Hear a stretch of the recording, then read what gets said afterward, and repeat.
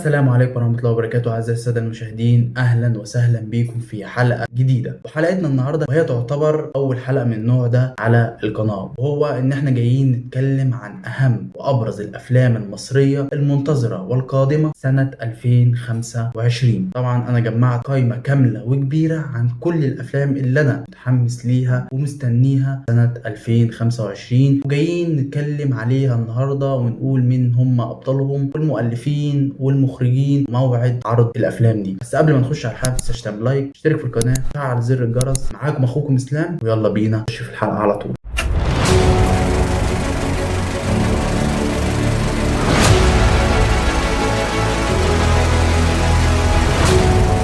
أول فيلم معانا وهو عن فيلم شمس الزناتي، وكان نشر الفنان محمد إمام صورة أو بوست عن استكماله لتصوير الفيلم شمس الزناتي. طبعا كلنا عارفين فيلم شمس الزناتي بطولة النجم الكبير والزعيم عادل إمام، الفيلم اللي ليه شعبية كبيرة جدا جدا جدا. يعتبر واحد من أهم أفلام عادل إمام الأكشن اللي ارتبطنا بيها، وفي أي وقت كده يلا بينا تعالى نتفرج على شمس الزناتي، نفتحه ونتفرج ونعيش الذكريات مع الفيلم ده اللي عايش معانا لحد يومنا هذا. غير الموسيقى التصويرية والرائعة واللي نتمنى ان الموسيقى دي تكون موجودة في الفيلم. طبعا الموسيقار الكبير هاني شنودة، واكيد ان الفنان محمد امام عارف المسؤولية الكبيرة جدا اللي محطوط عليه انه ازاي هيقدم العمل ده. وتاني فيلم معانا هو فيلم برشامة، بطولة نجم سنة 2024 وهو الفنان هشام ماجد، ويشاركوا في البطولة عدد كبير جدا من النجوم، وده اللي يخليك متحمس قد ايه للفيلم ده. والفنانين هما الفنانة ريهام عبد الغفور وباسم سمرة، طه دسوقي، مصطفى غريب. وان الفيلم ده من تأليف شيرين دياب واخراج خالد دياب، واللي عمله قبل كده مع الفنان هشام ماجد في رمضان مسلسل اللي نجح وكسر الدنيا اشغال شقة. ومن الافلام برضو اللي الواحد متحمس لها جدا من ناحية اللي بيشوفوا قد ايه النجم ده بيستعد للفيلم ده وحاطط كل تركيزه على الفيلم ده، وهو ثالث فيلم معانا في القائمة وهو فيلم اسد النجم الكبير محمد رمضان. وانا واحد من محبين محمد رمضان ومتابع كل اعماله الافلام او المسلسلات، وشايف قد ايه الفتره الاخيره زي ما قلت ان محمد رمضان شغال على نفسه في الدور ده، وان الفيلم ده شكله بيدور في الحقبه او الزمن قديم. وانا واحد بحب النوعيه دي من الافلام. ويشارك محمد رمضان في البطوله النجم الكبير ماجد الكدواني، اللي يخليك برضو متحمس. خبر ده اول تعاون يجمع ما بين الفنان محمد رمضان وماجد الكدواني، وانك تكون مستني ادائهم وادوارهم مع بعض هتكون عامله ازاي. وعلي قاسم، والفيلم من اخراج محمد دياب. والكلام اللي بيتقال ان الفيلم ده هينزل في عيد الاضحى او العيد الكبير. ورابع فيلم معانا وهو واحد من الافلام اللي يعتبر من اهم افلام او من ضمن اهم افلام اللي نزل سنه 2025، وهو فيلم احمد واحمد، وهو يعتبر اول تعاون يجمع ما بين الفنان احمد السقا واحمد فهمي. طبعا هم اجتمعوا قبل كده مع بعض في كذا عمل، منهم سمير وشهير وبهير وعصابه الماكس، لكن كان احمد السقا بيطلع ضيف شرف. لكن في الفيلم احمد واحمد هنشوفهم في دور كامل في فيلم كامل مع بعض، وان الواحد متحمس التجربه دي لان الفيلم بيدور في اطار كوميدي واكشن واخراج احمد نادر جلال، وان الفيلم ده المفروض هيتعرض في صيف 2025. وخامس فيلم معانا هو فيلم الارض السوداء كيمنت، والفيلم ده كنا اتكلمنا عنه وعملنا عنه حلقه تقدر ترجع تشوفها موجوده على القناه. وان الفيلم ده بيتوقع له النجاح الكبير وتحقيق او تصدر الايرادات في السينمات، وان يكون من اعلى الايرادات في السينما المصريه. لاننا لما نذكر الايرادات لازم نذكر الفنان كريم عبد العزيز، انه حقق بافلامه اعلى ايرادات في تاريخ السينما المصريه. وبيشاركوا في البطوله الفنانه ياسمين صبري والفنان اياد نصار والفنان عصام السقا. والفيلم السادس معانا هو فيلم فرقه موت، وزي ما ذكرنا الفنان كريم عبد العزيز في تصدره الايرادات، مين اللي معاه في نفس الحته؟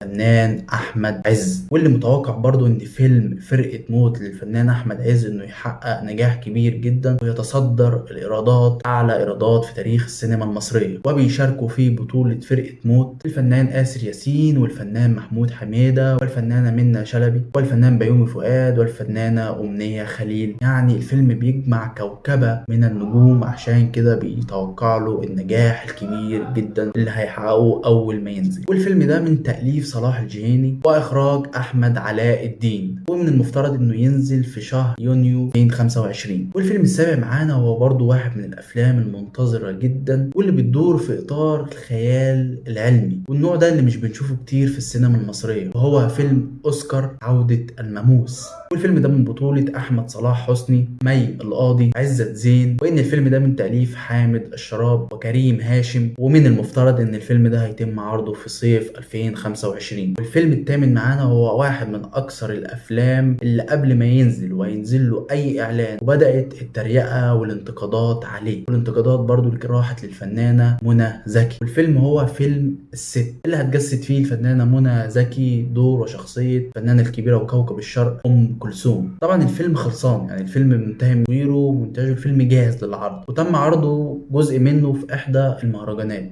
يا جماعه الفيلم لسه ما نزلش، لسه ما شفناش فيه اي حاجه نهائي عشان الانتقادات او التريقه او السف على الفنانه منى زكي، عشان لما تقريبا المسلسل حتى شفنا الفتره الاخيره بوستات وفيديوهات للمسلسل اللي عملته سندريلا، ولما ينزل ونشوفه ولو وحش هنطلع وهتلاقي كله بيتكلم عليه وبيقول لك الفيلم وحش، ونتمنى ان التجربه دي ما تتكررش. انا افتكر رمضان، مش فاكر اللي فات تقريبا، لما نزل بوستر ليها للمسلسل بتاعها اللي في رمضان، بدات الناس تتريق وتتكلم وازاي ده بتهين الستات، بص وشها عامل ازاي وبتاع. ولما المسلسل اتعرض المسلسل نجح وكسر الدنيا وبقى واحد من اهم المسلسلات اللي نزلت في الموسم الرمضاني، 15 حلقه، ولا شفنا اساءه ولا شفنا اي حاجه. فبلاش نحكم على حاجه قبل ما نشوفها نتفرج ونشوف وبعدها نحكم ونقول راينا فيه. وبيشارك الفنانه منى زكي في البطوله الفنان احمد خالد صالح، والفنان سيد رجب، والفنان عمرو سعد، والفنان احمد داوود. وان فيلم الست من تاليف احمد مراد ومن اخراج مروان حامد. واللي بيتقال ان الفيلم ده هيتعرض، فيلم الست لمنى زكي هيتعرض في يونيو 2025. وتاسع فيلم معانا هو واحد من الافلام اللي متحمس لها. انت لو لقيتني بكرر كلمه متحمس لها لان القائمه دي كلها يعتبر هي اهم الافلام اللي انا متحمس لها في سنه 2025، فما تستعجبش ان انا بكرر الكلمه دي كتير. وهو فيلم سيكو سيكو، والفيلم من بطوله الثنائي اللي بيتقال عليهم ان هم نجوم المستقبل، الفنان طه دسوقي والفنان عصام عمر. والفيلم سيكو سيكو من تاليف محمد الدباح واخراج عمر المهندس، واللي قدم لنا مسلسل بلطو. وان تصنيف الفيلم كوميدي، موعد عرضه ان هو المفروض هينزل في صيف 2025. والفيلم رقم 10 معانا وهو فيلم انغاب القط. وان فيلم انغاب القط من بطوله آسر ياسين، اسماء جلال، محمد شاهين. وان الفيلم من تاليف ايمن وطار واخراج ساره نوح. وتصنيف الفيلم كوميدي درامي،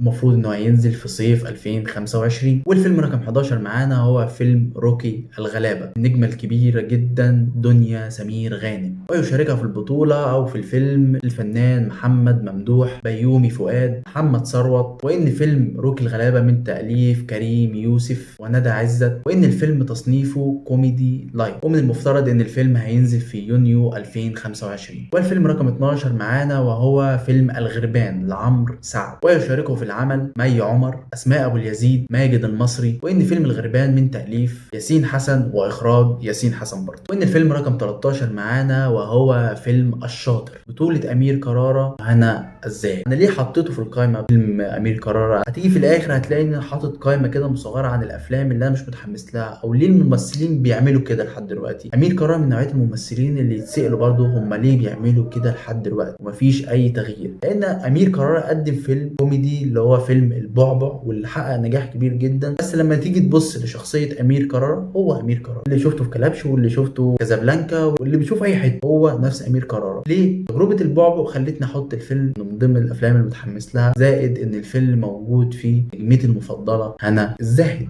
ومش بس هنا الزاهد، فيه كمان مصطفى غريب، احد نجوم الكوميديا اللي موجودين حاليا. ومش بس كده، تعالوا نبص للمؤلف، المؤلف احمد الجندي، نجم واحد من افضل الكتاب اللي بيكتبوا كوميديا حاليا اللي موجودين. الفيلم من تاليف احمد الجندي ومعاه كريم يوسف واخراج احمد الجندي، فده في حد ذاته كل النجوم والمؤلف والمخرج يخليني متحمس للفيلم، اشوف تجربه امير كرارة اللي انا اتمنى اشوفها مختلفه. والفيلم رقم 14 معانا واول فيلم كوميدي للفنان اياد نصار، ويشاركوا في العمل الفنان عمرو عبد الجليل، محمد لطفي، وآية سماحه. وان فيلم من ايام الجيزه من تاليف من المفترض الفيلم هينزل في صيف 2025 وبس كده. ودي تعتبر القائمة الأهم للأفلام اللي نازلة سنة 2025. وطبعا مع بداية 2025 في 3 أفلام نزلوا في السينمات وحققوا نجاح كبير جدا وعجبوا الناس وانبسطوا منه. وأول فيلم اللي نزل في 1 يناير كان فيلم دشاش بطولة محمد سعد. كان فيلم عودة محمد سعد واللي حقق نجاح كبير جدا. ولما شفت ان الناس كلها قد ايه بتتكلم عن الفيلم وقد ايه بتتكلم ان محمد سعد بيقدم اداء مختلف وانه غير من جلده وان هو ذات نفسه قال لك انا عملت اللي الجمهور كان طالبه منه. ده اللي يدل ان محمد سعد بيسمع وكان بيشوف الجمهور عايز ايه وقدم منه، وقال ان ده جزء من اللي عايز يقدمه بعد كده. وان الواحد بجد مبسوط. زي ما قلت محمد سعد هو نجمي المفضل في الكوميديا، اكتر واحد كان بيضحكني، اكتر واحد بروح وافتح افلامه واتفرج عليه هو الفنان محمد سعد. في الف مبروك فنان محمد سعد. والفيلم التاني معانا وهو فيلم البحث عن منفذ لخروج السيد رامبو، فيلم بطولة عصام عمر، راكين سعد. وان الفيلم ده نزل برضه في يوم 1 يناير. والفيلم التالت معانا فيلم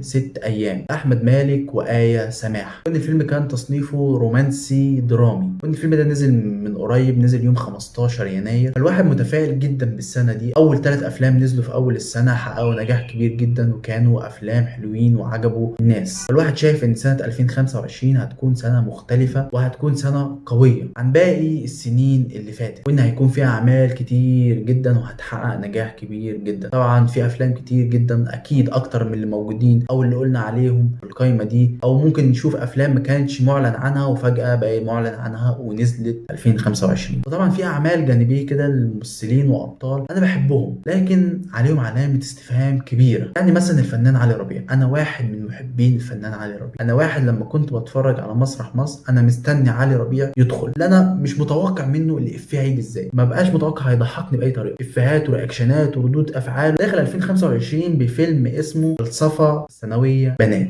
يعني انا مش فاهم ليه علي ربيع زاني نفسه في الحته دي. يعني فيلم على الماشي اللي كان لسه نازل وحقق نجاح كبير جدا ومتصدر الخليج ومتصدر المنصات، وهو كان منزل على الانستجرام ان الفيلم محقق نجاح ومتصدر ورقم كذا واحد وهنا ورقم مش عارف كام هنا، تمام. بس الفيلم مش حلو. مش ده مش رايي لوحدي، راي ناس كتير جدا. لما شفت كنت بخش، لما الاقي حد عامل ريفيو عن الفيلم كنت بخش واتفرج ومش عاجبه. ده مش فاهم. علامه استفهام كبيره جدا على الفنان علي ربيع. والفنان التاني معانا وهو الفنان عمرو يوسف، داخل بفيلم اسمه فيلم درويش. عمرو يوسف برضو من الفنانين اللي الواحد بيحبه بس ثابت على شخصيه اللي في ولاد رزق. كان عامل الفيلم بتاع شقه ونجح وحقق نجاح كبير جدا بس هي نفس الشخصيه. فاتمنى ان الفيلم ده يكون عكس كل التوقعات وينجح ويقدم لنا حاجه مختلفه. والفنانه هيفاء وهبي داخله بفيلم جديد كالعاده يعني. والفيلم ده اسمه ولاد محظوظه او ولاد محظوظه او ولاد المحظوظه، ما مش عارف. الفنانه هيفاء وهبي. على العموم وصلنا لنهاية الحلقة. أتمنى تكون الحلقة عجبتكم، ودي اتكلمنا عن قائمة الأفلام المنتظرة اللي الواحد مستنيها سنة 2025. أتمنى تكون الحلقة عجبتكم. فلو عجبتك الحلقة ما تنساش دعمك ليا اللي بيبسطني جدا، تعمل لايك، شارك في القناة، تفعل زر الجرس عشان يوصلك كل جديد. كان معاكم أخوكم إسلام، أشوفكم على خير الحلقات الجاية. سلام.